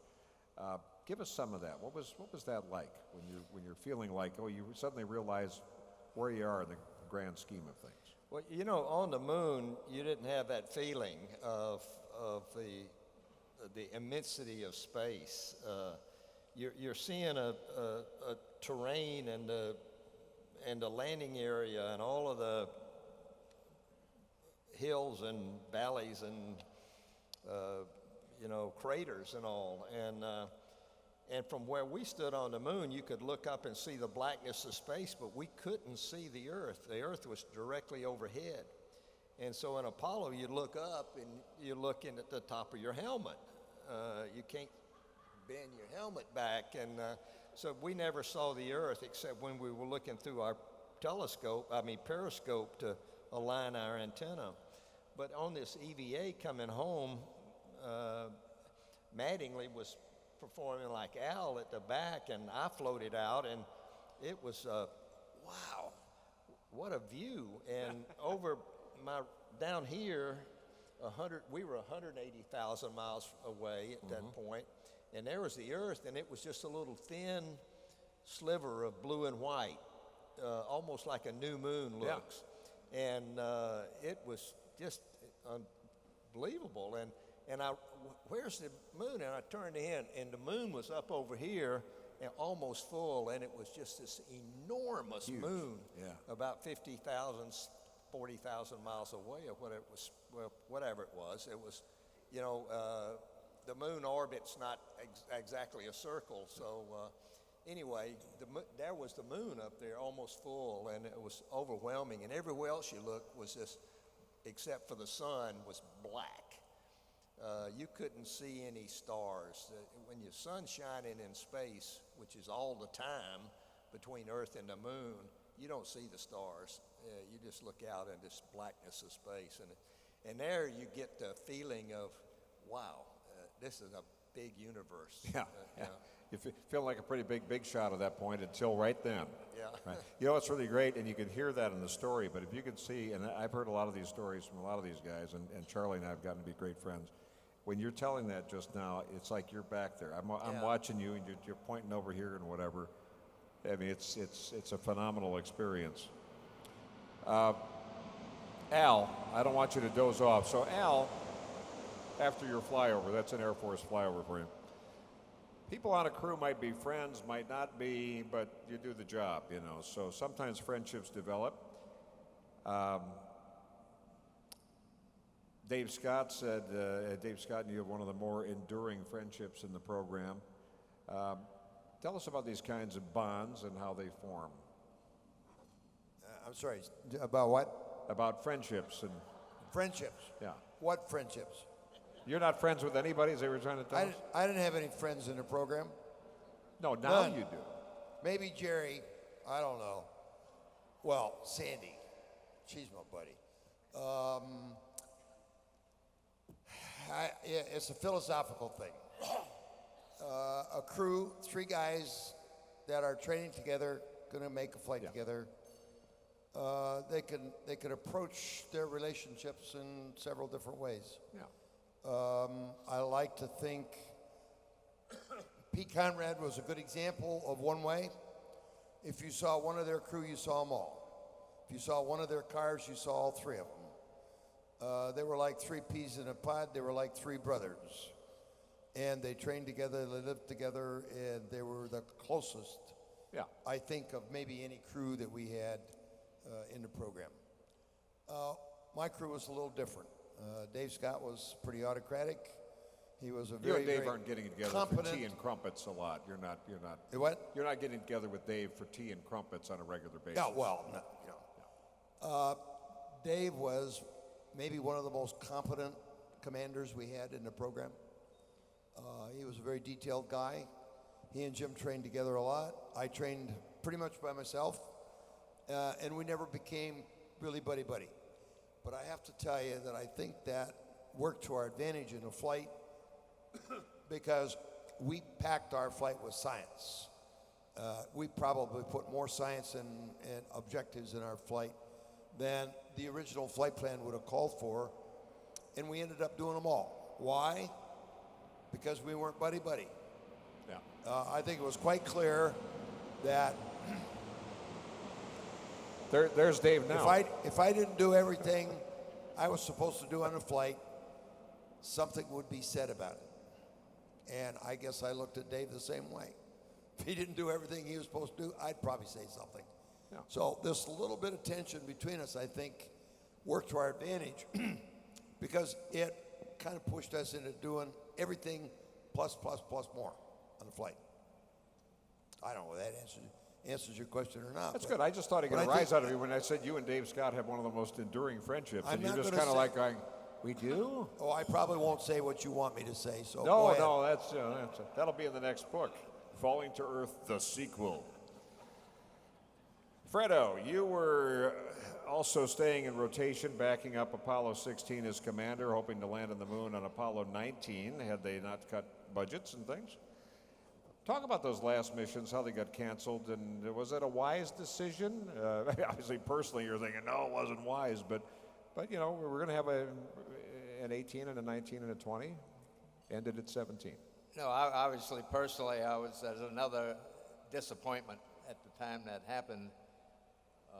I had been in training, I guess about 4 or 5 months in the 16, and I had a crew with me, Bill Pogue and Gerry Carr, and we really were thinking we're going to, you know, the 3-mission cycle, we were going to get to fly 19 and have another shot at it. And of course, due to budget and management decisions, otherwise those flights were canceled. I think 20 was canceled before we flew 13. And so anyway, those two went away. And I inherited Ed Mitchell and Stu Russa. They had just come off 14 to finish out what turned out to be a deadhead crew assignment. Of course, you're always hoping the guy will break a leg, you know, a couple of weeks before the flight, and you still might That's part get of to those go. enduring friendships again there. Yeah, break a leg. I mean, no, really, break a leg. It didn't happen, so I tried to make John nervous, so I planted a dead snake once along. I knew where he ran, so I had planted a snake there for John to think about. I was looking after him. It wasn't all engineering, you know. Yeah. And of course, you can see the remaining Saturn V's. You can see them at Kennedy Space Center. You can see Johnson Space Center, Huntsville. I mean, it's pretty incredible. I mean, when you look at those big, the 363 feet, 36-story building, and you put that Apollo command module on top of that, pretty incredible. Gerry, same question. You were an active leader in the program, upper management guy. You knew what was going on. You're privy to a lot of information. You know what's coming, what's not, what's going to shift. Always thinking ahead. You know, it wasn't a matter of like, I think average Americans thought, okay, that program's over, and now we start this, but there's overlap, and there's you know, they're talking Shuttle way back before the Shuttle started and so forth. So, about the canceled missions from a NASA management viewpoint. You're watching Apollo 20's cancellation, 19 and so forth, and just watching them pare it back. And there was the decision leading to Jack Schmidt's replacement of Joe Engel on 17, because it's like, okay, we're done. We got to get the geologist up there. He's a non-pilot. That was kind of a political move, wasn't it? Sure, it was. And, you know, it was an interesting time because we knew the program was coming to an end. I was still in mission control, though, and it was a little bit like, you know, the war was, if you had a battle, every mission was a battle. And the war was, you were told, well, 2 more battles and then it'll be over. Didn't make much difference to the guys in the battle what was going to happen. We were focused on that battle, which was the next mission. So we knew it was coming, that the end was nigh, but we were focused on getting 16, 17 done and without hurting anybody and get them home. I do recall that on 17, on the coast back home, because you coast, some mid-course corrections maybe, but you're coasting back to Earth. It was quiet. We were standing around the flight director console just thinking about the future. We knew it was the end of Apollo, and we said, it's okay. We were kind of trying to tell ourselves it's okay because we're going to be on Mars in 20 years. 20, oh, wow. And that was 1972, so we missed that one a little bit. Wow. But it was, at the end of it, I think it was probably okay for those of us on the ground. We knew we had to go do something else. We couldn't just keep flying Apollos forever. But we didn't think we were going to get hung up in low Earth orbit as long as we have been trapped and not getting into deep space. Sure hope there's a way we can do something about that. We're going to talk a little bit about the future part coming up for a little bit. Charlie, I do want you to talk about your very sophisticated, very scientific way that on Apollo 16, this is just, I think, sure they had Jack Schmitt, the geologist on 17, but you had a very sophisticated way of collecting rocks. Well, how did talk about this? We can use these tips at home. How did you go out and decide what to harvest? We had, by the time I went to the moon, we had equivalent of a master's degree in field geology. And we had a lot of field work. We went all over the world, really, and studying these rocks. And you get to the moon, and I say this in jest, but it was really sort of true. You get to the moon, and you realize all you got to do is pick up one of every color. Very sophisticated. Yeah, with all that training. And there was black ones, gray ones, and white ones. But there was a lot of variety in the gray ones, so it was a little bit more than that. But that's right. Yeah. And on 17, of course, it's when Cernan got it up. He said, "Look, this stuff is orange," and you hear the geologist Schmitt going, "Don't touch it till I get there." It's like bringing the emergency guy who really knows this stuff here. You also left a bit of your family on the moon. That's a great story in itself. The photo of your family. Dottie's here with you. And, talk real quickly about that. And how do you think the photo looks now, 45 years later? Well, this was a little snapshot of our family. And, back in Apollo, the families, we all lived in Houston, but the training was all in Florida. So you were gone all the time. And my boys one had just turned 7 before I went to the moon, and the other one was almost 5. And so we were deciding to, how to get the family involved in this flight. And so, I said, well, let's take a picture. Boys, would you like to go to the moon with Dad? And they said, yeah, that'd be great. So we had a picture taken in our backyard. And on the back of the picture, we had written, this is the family of astronaut Charlie Duke, who landed on the moon in April 1972. The family of astronaut Charlie Duke from planet Earth, we'd put on the picture. And so I got permission to take this picture, and the last EVA, I had it in my pocket, and I pulled it out and I dropped it onto the moon. And I took a picture of the picture. And this picture, the moon's temperature was about 200, the surface was probably 220 degrees Fahrenheit at the time. And so you can see the plastic in this picture begin to shrivel up, and now 45 years later, out of all the cosmic radiation and all of the temperature changes on the moon, it's still there, but of course unrecognizable. And the cosmic radiation, according to the LRO guys, the Lunar Reconnaissance Orbiter, they think that the color is all gone on the flags now. All of the color in the flags, so it's all changed, but because of the cosmic radiation. So the picture's still there, but unrecognizable. Yeah, well, we're glad you got a good picture of that. But man, I just wanted to say one thing before we stop, and is that I want to thank the San Diego Air and Space Museum and Jim Kedrick and the board for sponsoring these events for Apollo and remembering a program that was 45 years ago for us, soon 50 years for Apollo. It's really wonderful to see all you all turn out. Thank you so much for honoring us. I'm sorry that I'm the only one from our crew that was here, but that's just the way it is. And but I'm certainly honored, and thank my friends here that are part of this, and we just really appreciate it. So God bless you all. Thank you. That's beautiful. Of course, Charlie, you're assuming we're finished, and we're not quite finished yet. Fred, you stuck around for the shuttle program. I've heard you mention testing the shuttle's landing capabilities to be the highlight of your test piloting career.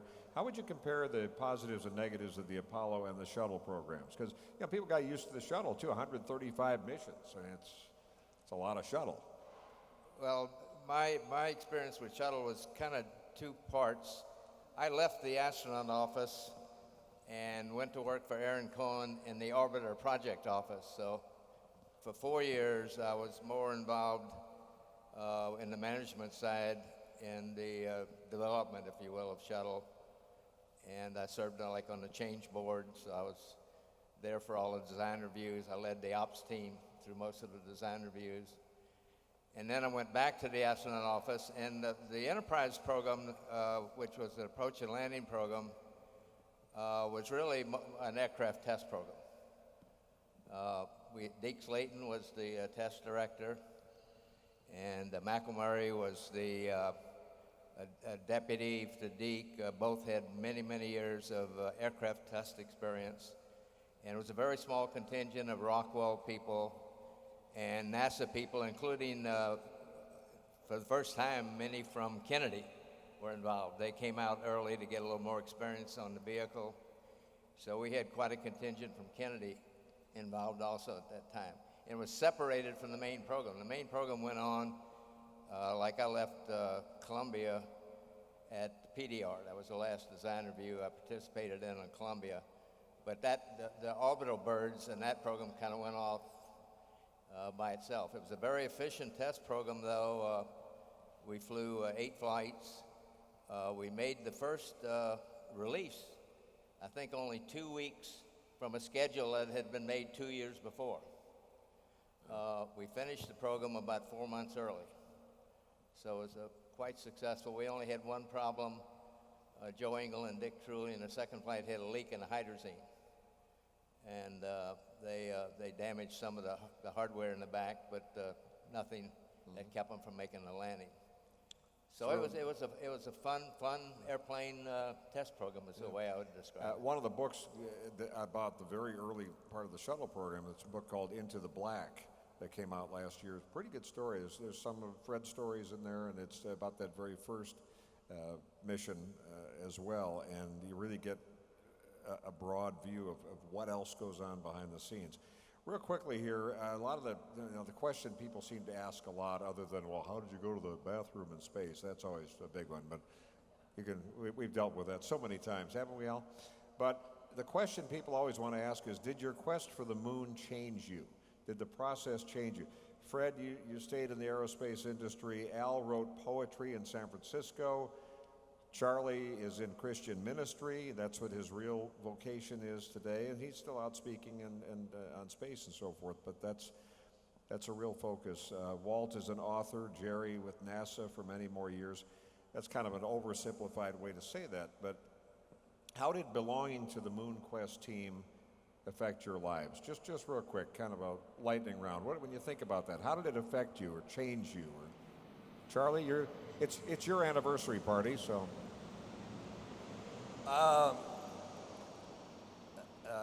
I can't say it was a life-changing event as far as spiritual or philosophical. It was an adventure to me, an adventure that I'd wanted to go on for ever since I got to NASA. So I looked at it as an operation. I wanted to make sure that I didn't make any mistakes, that we did the job we were trained to do. And so I was so focused on the wow-wee of the adventure that it wasn't I didn't come back with a change in life, if you will, but a wonder of it all. And I was so excited, as I told Dottie, I said, I'm ready to go again. So it was that kind of excitement. You got back and you just wanted to do it over again because it was such an adventure. But it wasn't, you know,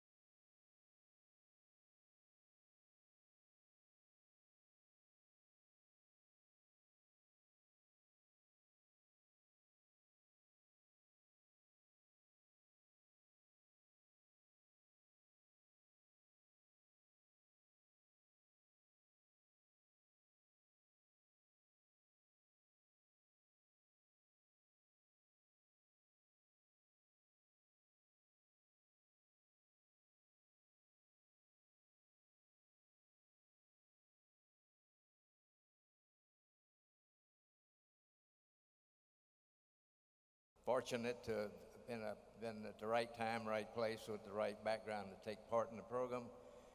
But to me, I just continued on with, in a different way from that, beyond Shuttle. I joined Grumman Corporation, and when I left NASA, and for the next 17 years, worked for Grumman and Northrop Grumman, involved in a lot of the same kind of things, except more from a management standpoint, continuing to work with airplanes and space things. So, you know, it just kind of a follow-on in a little different light, and didn't get to fly them anymore. But I helped in the early days space program develop some things, and then started a company for Grumman and inherited one from Northrop when we merged. So I just continued my career down kind of the same line of business. Walt? Well, I'd like to answer that and answer a question you asked me earlier and I didn't answer.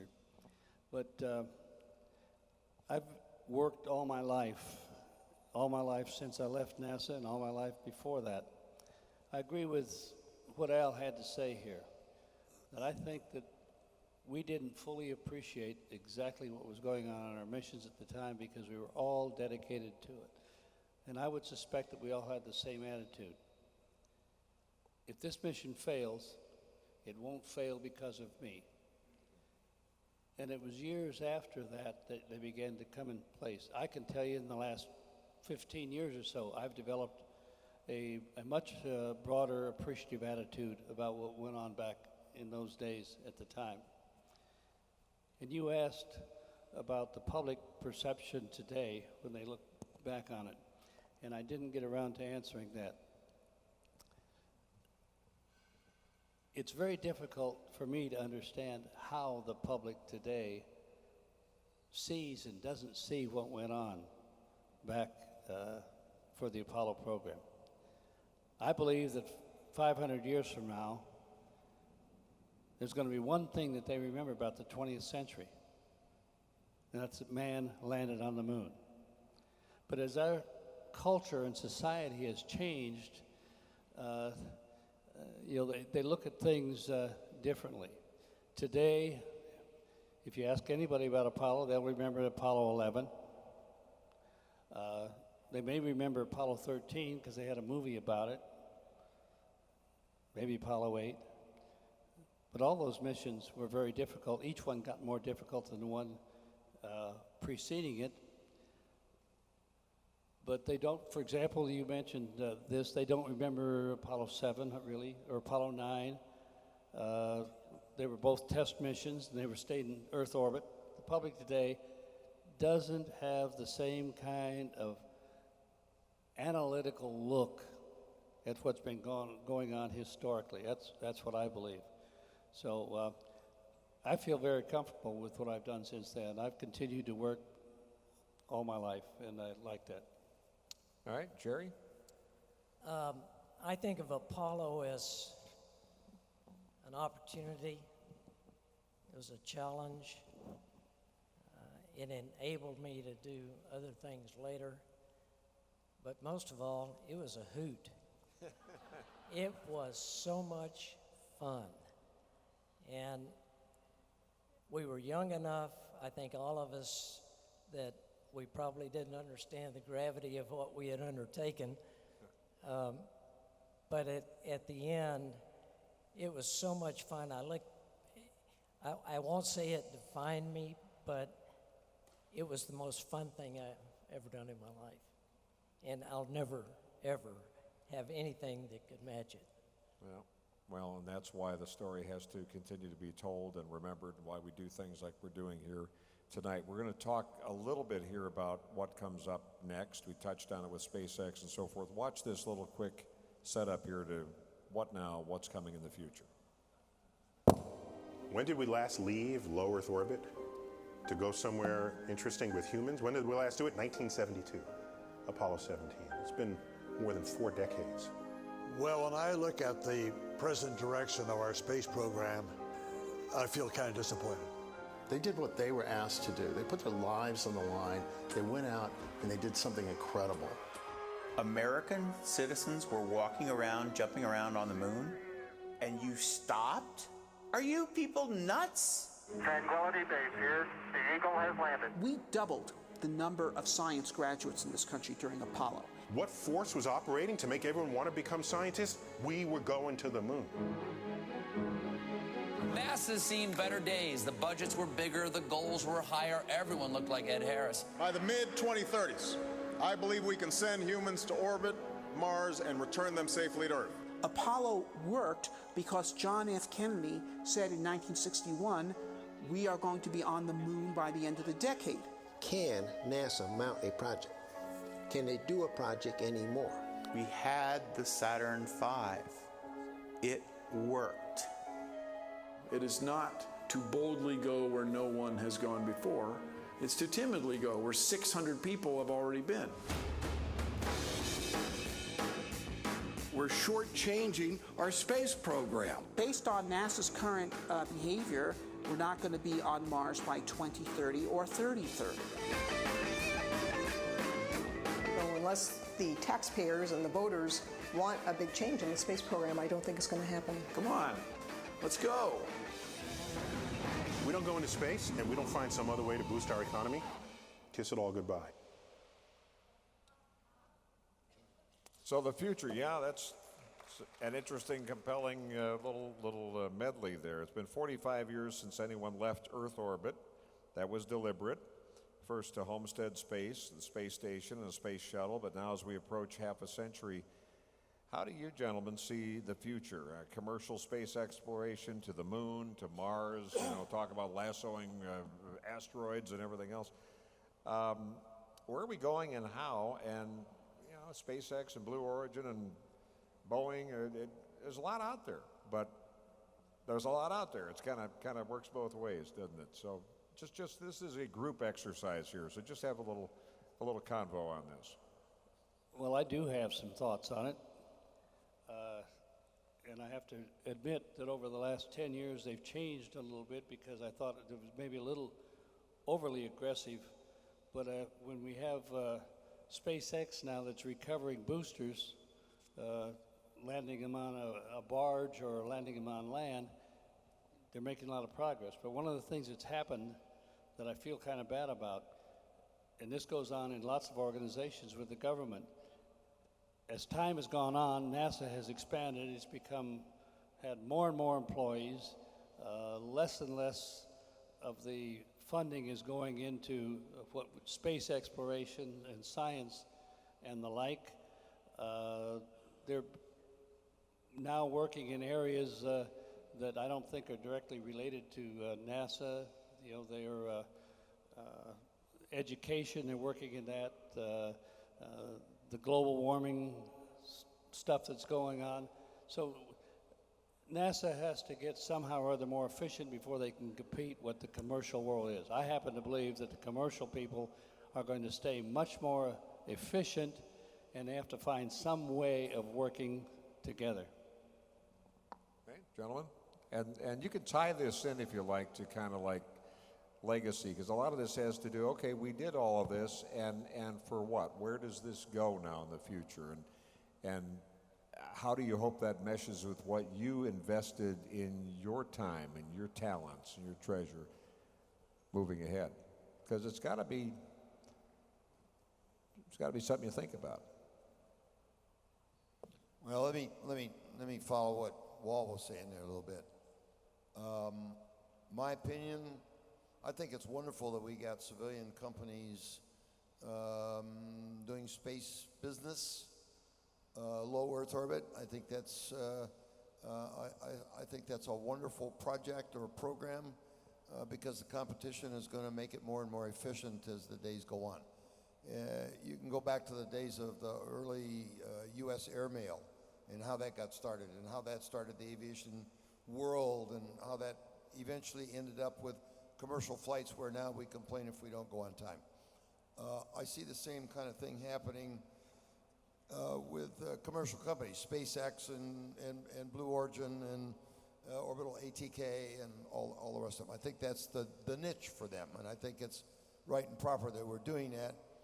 And incidentally, they're developing technologies and procedures and things that NASA never thought about, and they're doing them pretty spectacularly too. So I see that as a big push forward. As far as NASA's concerned, the whole thing is development of technology, in my mind. I think we were successful in the Apollo program because the technology we developed as a byproduct of other projects, military projects, the advent of silicon chips, the advent of solid-state devices, made it much more possible for us to actually have a successful flight to the moon. Solid-state devices are more reliable, they're longer lived, they do the job perfectly, and they're pretty rugged, as opposed to even the Russians, even in the 90s, were still using vacuum tubes, because I know because I've seen them. And we've been in solid-state devices for 30 years by then. So I see NASA's role as the development of technology to get us where we need to go eventually. The next step might be Mars or an asteroid or wherever we need to go, but we're going to have to develop technology, and that includes the propulsion that will get us there, and it also includes the protection of life during those long flights. How are we going to do that?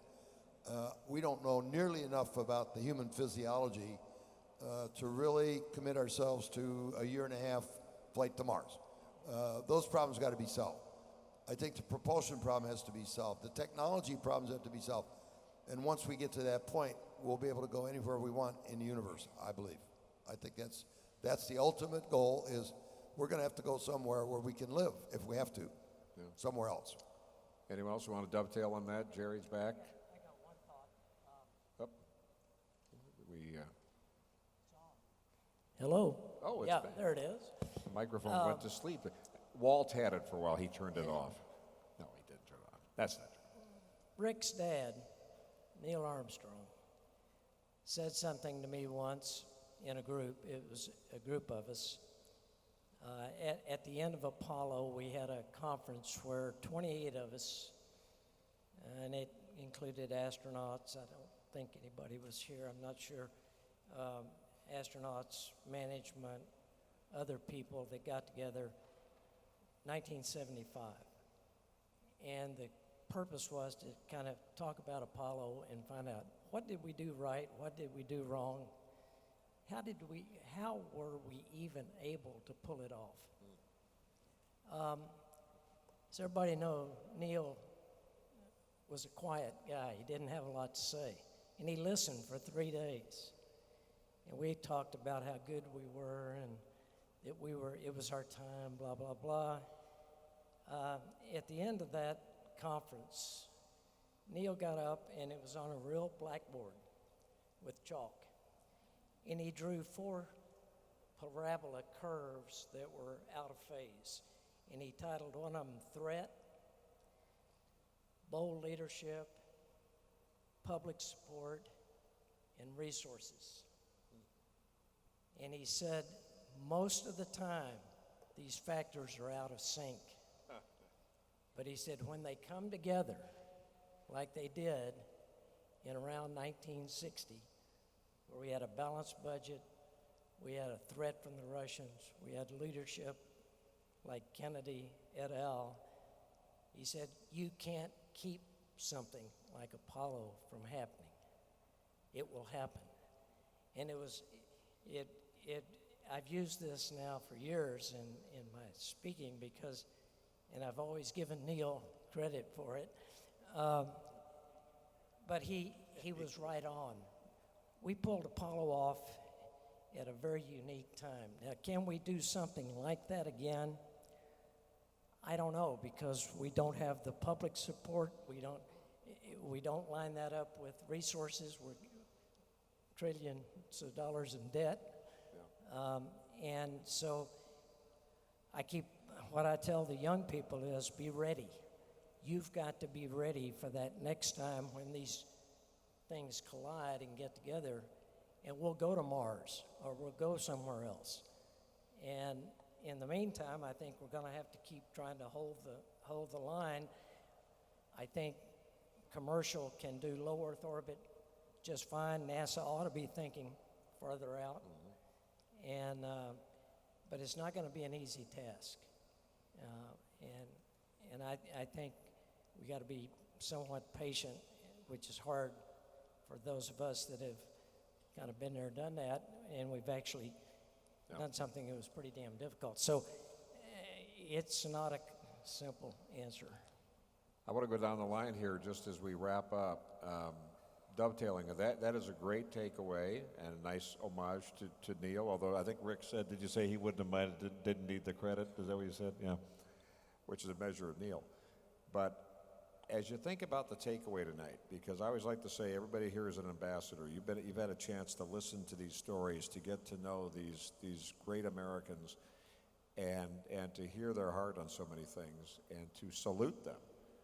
But what do you guys hope, and I think you set it up nicely with your perspective, but just quickly down the line here, what do you hope is a takeaway? What do you want our guests to know, the takeaway? What is at least one thing you'd like them to take away from tonight and apply? That was a great way to start. So, Walt, then we'll go down the line and end with Charlie. Well, that's kind of a tough question, but I think we need to get the public's perception and the public's attitude about what's going on back to what it was, to a willingness to push back the boundaries, to stick your neck out to get ahead on what's going on. We're generally pretty much risk averse these days, and you're not going to be able to push the limits out there without being willing to stick your necks out to get it done. I don't know the answer on how we're going to get to that, but it's going to take a few years to do it. All right. Fred? Well, I think Gerry hit it on the head. The things obviously are not aligned today. Just looking back at what other conversations, certainly I would agree with the commercial things. NASA ought to be in exploration, not carrying cargo and people just up and down. Frankly, at one time, I know NASA was thinking of hoping if the cost had been there to sort of hand off Shuttle at one time to get it off the budget, more like a ComSat quasi-government entity to handle Shuttle and get back, because it was really sort of out of the bounds, if you want to call exploration and going further out. That did not happen. So NASA settled with a budget that just is not going to allow you to do some of those grander things. I mean, it's just, they're building the Orion capsule, and they're building a space launch system, a big new rocket, and you're really not going to be able to carry out any of those grand missions with just those two commodities. And you never know what the driver is, be that alignment or something. Governments in general, no matter whether they're our type of government or even a dictator, governments are normally reactive. Yeah. And so I talked to Rusty Swigert, worked many years on a system to save us from a meteorite. Yeah, that's right. I mean, quite a lot of years. And I told Rusty, I said, the time somebody will start paying attention is when that meteorite hits. Yeah. When it hits, That's right. then governments at large may decide, yep, we ought to do something about that. And I think we're facing some of that, and there's nothing I see that's going to draw the attention and be willing to make the commitment. I had hopes with Space Station because we did end up with a coalition of the European Space Agency, which is, I think, a conglomerate of about 17 countries that contribute. The Japanese, GEM, we obviously had a big part. Canada with the ARM, and the Russians came into the program. So now we had a coalition of enough people internationally working together that it might even offer a springboard to work that kind of coalition to combined be willing to expend the resources to continue to move out for the human race, more exploration. But I don't see that happening.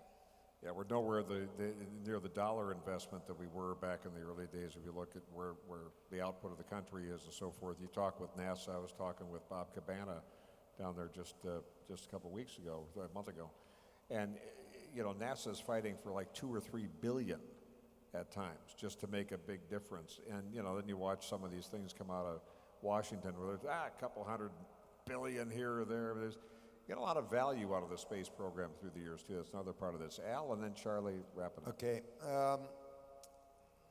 Take a little different approach and look at all of this. My counsel would be to have patience. Programs like this get funded, they get defunded. They get funded, they get defunded. The cycle goes up and down. It may take longer to get someplace than people would like to imagine or think is possible, but we're going to get there, and I'll tell you why. It may take us 1,000 years to get to a capability that we need, but I truly believe that there is a genetic drive in us which is an imperative for the human species to survive. I think anything that's alive here on Earth has a survival imperative. Grass, trees, animals, people are no different. So our genetic drive, our drive in space to me is a genetic drive to give us the capability to go somewhere when we can't live here on Earth anymore. That may be 5 billion years from now, I don't care. It's the old Chinese proverb of a trip of 1,000 miles starts with one step, and you got to start somewhere. So our first step was to the moon. The next step will be to Mars. The next step will be somewhere else. But it's a continually growing, further and further out step. And that's, in my mind, completely because of this imperative that we've got to make sure that our species survives somewhere. If you look at the sky out there and you see, if anybody, I wish I could take everybody to a spot behind the moon where they're shadowed from both the Earth and the sun. Because in total darkness, with no sunlight or Earth or Earth light shining on them, you see a universe that you would absolutely never dream of. It is not a sky of stars. It's a sky of light. It's almost a continuous light because there's so many stars. And if you stop to consider that we are part of the Milky Way galaxy, and the count is about 400 billion stars in the Milky Way, and there are another 200 billion galaxies out there, you begin to, Norma, what Charlie was talking about, the sky's really pretty big, right? Yeah. But you talk to anybody, this is what Carl Sagan used to say, you put any number you want on it, but there's going to be a planet out there that will sustain our life. And that's what our program's all about, finding that place out there. And it may be millions and billions of years from now, but to me, that's what the program's all about. So my counsel is, I think we need to be patient. We need to go with what's going on. We need to support when we can and not get discouraged when we have leaders in Washington who are not as eager about space as we are. And we always think that whatever is, that no history came before. People kind of look at this moment. It's good to live the moment, but you got to be patient. That's for sure. Charlie, final thoughts. I think that within the human spirit, there's the desire to explore, there's a quest for knowledge, and I think that will always be there. Some look at it and going into deep space, others rather look at it in the molecular level, but it's the search for knowledge. And I found as I grow older, I think one of the most important things that we all can do is encourage our kids and grandkids to study hard, to take care of themselves, and to encourage them in a career of whatever it is. We can have a lot of influence on our kids and grandkids by what we've accomplished and what it will carry them to a level as we encourage them so that they're seeing a vision that we didn't have, even in Apollo. My dad was 65 when I went to the moon. He was born in 1910, so just 1907, so 4 years after the Wright brothers. You can imagine what he saw. He couldn't believe that his son went to the moon. My 5-year-old didn't think it was any big deal because the whole neighborhood was going to the moon. Yeah. And so the kids have a different perspective, and we can encourage them to be inquisitive, to study, to look to the stars if you want to. I have a grandson who wants to be an astrophysicist. The others, they haven't quite settled in yet, but anyway, what I want to do is to encourage the kids to have at it. I don't know what's going to happen in this future about whether we go to Mars or go back to the moon or whatever, but we can encourage this next generation or the future generations to have that inquisitive spirit and desire to discover. And so that's what I see as my job now, not to go lobby to the moon or lobby to wherever. And I think we can all, in our families, have that ability to encourage our kids and grandkids and to aim high, to have at it, and let's press on. Amen to that. Charlie Duke, Al Wharton, Fred Haise, Walt Cunningham, Gerry Griffin, our special honored guests tonight.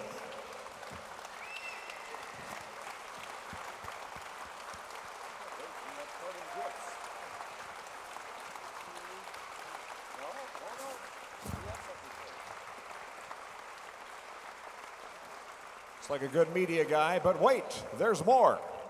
I'd like to invite to the stage Harry Robertson, who is one of our Hall of Fame members, by the way. Harry Robertson, Dan Wild, Steve Hammerslag, Terry Johnson, and Corky Miser. We have some special parting gifts for you gentlemen tonight. Ah, yes, led by Mr. Kidrick here. There's some swag coming up.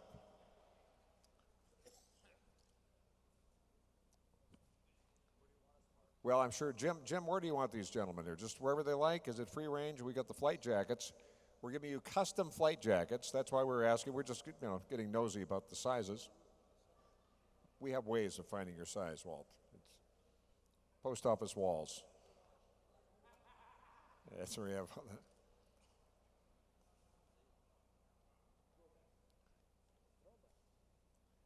Apparently we have an unsnapping and unzipping ceremony going on here as well. Look, there's Harry Robertson coming up here. Talk about another great legend right over here.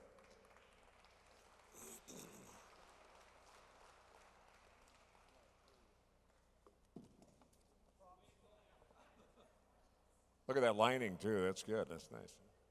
Nice American flag in there.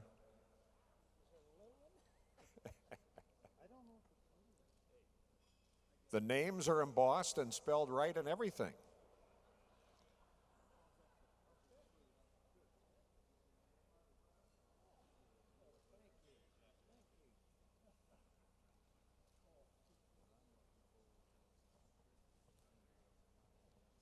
Next, we have some shoes. We're going to try it. No, we don't. We're not going to. This could just take us another hour just to get the lineup of. No, guys, keep your pants on. Walt, keep your pants on. We're all among friends here at this point.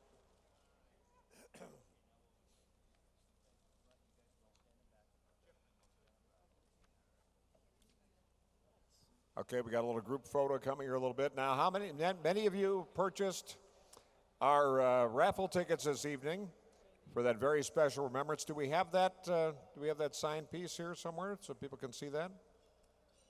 Becky, do we have the raffle prize? Oh, here it comes. David Neville here, our marketing and communications guru, is showing this is the raffle prize signed by all of our participants tonight, a real special edition graphic.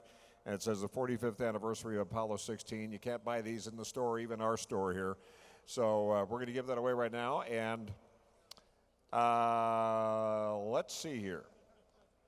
We got to draw a winner on that. So who has the raffle? Here comes the mighty raffle tickets. All right. Am I doing the honors in this? Apparently. Oh, great. Should I pick the one with the gum? No. Okay. Oh, good. It's one I can't read. Oh, no, it's Rick Pickett. Oh, that's what he needs. Rick needs some more stuff. Rick, all right. Congratulations, Rick. I know you're here somewhere, so see the people. And now the Glee Club will pose. Gentlemen, looking out at your adoring audience. Right here in this camera. Last one. Enjoy. All right. Keep looking out. Still taking your pictures. We love you. We do love you. Yep. Thank you for being here. While they're posing for photos.